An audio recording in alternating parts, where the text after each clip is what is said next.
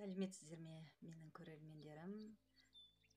Көрермендерім арасында р дыбысын айтуда қиналатын көрермендер өте көп екенін мен байқап жатырмын. Маған жазып та жатыр, көмектес деп көмек сұрап жатсыздар. Сол көмектесу керек адамдарға бүгінгі менің өзімнің видеомды арнамақпын. Үй жағдайында тілімізге массаж жасау. Оны қалай жасаймыз? Міне, барлықтарыңызда тіс жуатын щетка бар, я? Осы щетканың көмегімен, әрине жаңа щетка аласыздар. Осы щетканың көмегімен тілімізге массаж жасайды екенбіз.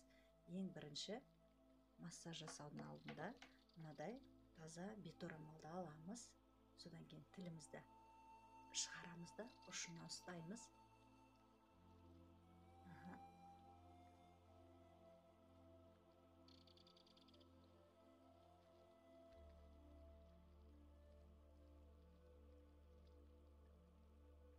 Міндетті түрде қолымыз таза болу керек. Қолымызды жуып, тап-таза қылып барып жасаймыз.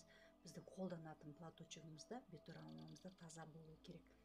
Ол тіл жаттығулары жаңағы жоғары төмен және екі жаққа сағат жаттығуына ұқсайды, я? Бірақ тілдеріңізді өте қатты тартпаңыздар, өйткені ауыртып аласыздар. Абай боламыз. Әсіресе балаларға жасаған кезде абай болыңыздар. Кішкентай өзі жасай алмайтын балаларға өздеріңіз жасап көмектесесіздер, құрметті ата-аналар. Сол себептен мұқият болыңыздар. Ләззат апайға айтып екен деп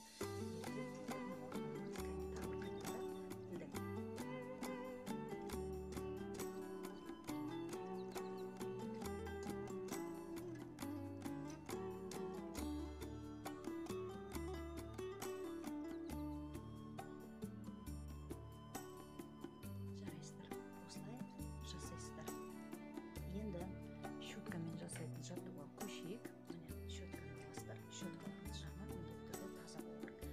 Әр жасаған сайын щетканы тазалап жуып отырасыздар. Щетканы алып, тіліңізді шығарасыздар. Тіс ысатын жағымен тілдің түбірінен ұшына қарай ақырын-ақырын басасыздар. Қатты басуға болмайды, ауыртып аласыздар. Әсіресе балалармен жасағанда абай болыңыздар. Тілдің екі жақ шетін солай басасыздар. Кезек-кезек бірнеше рет, әр жаттығуды 10 рет қайталасаңыздар болады. Енді келесі жағымен тілді тарақ құсатып тарайсыз. Түбірінен ұшына қарай. Бірнеше рет қайталайсыз. Ортасынан, ұзынынан жасаймыз, міне, өзіңіз көріп отырғандай. Щетканың мына бұдыр жағы да өте пайдалы екен. Осындай щетка алуға тырысасыздар, әсіресе балаларға пайдаланған кезде. Мына щетканың арт жағымен екі ортымызды массаж жасаймыз.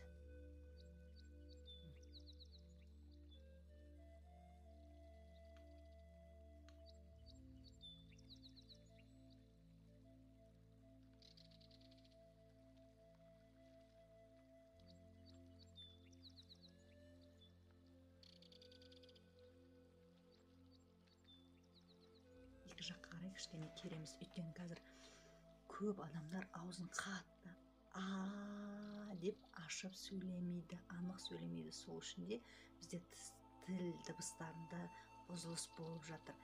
Енді тілімізді көтере алғанша жоғары тістің артына көтереміз.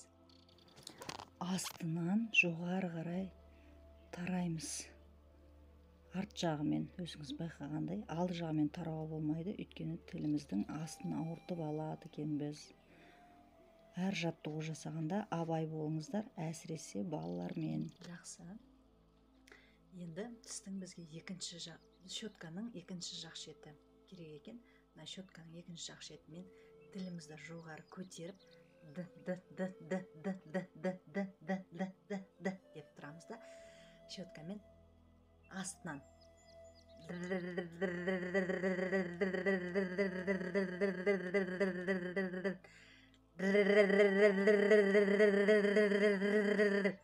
бұны да қатты жасамаймыз. Өте қатты жасауға болмайды. Тіліміздің астындағы үзеңгіні ауыртып жібереді екенбіз. Кейбіреулерінде уздечка дейді, бұл қысқа болады. Сол себептен жаңағы р дыбысын айтуға шығармай жатыр, иә, соған да көмектеседі екенбіз. Тілімізді көтеруге тырысамыз. Кәне тағы бір қайталап жіберейік.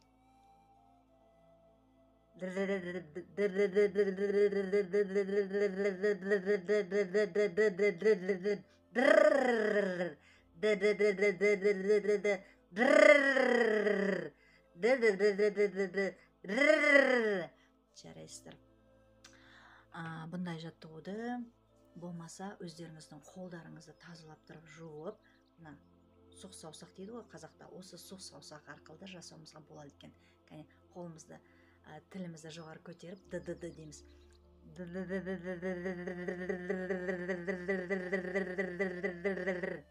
Жарайсыздар. Құрметті менің көрермендерім, бүгінгі менің сіздерге щеткамен үй жағдайында жасалатын массажым өте түсінікті болды деп ойлаймын. Келесі сабақта кездескенше сау болыңыздар. Пайдалануларыңызға жарап жатса, комментарийға жазып, маған лайк басуды ұмытпаңыздар.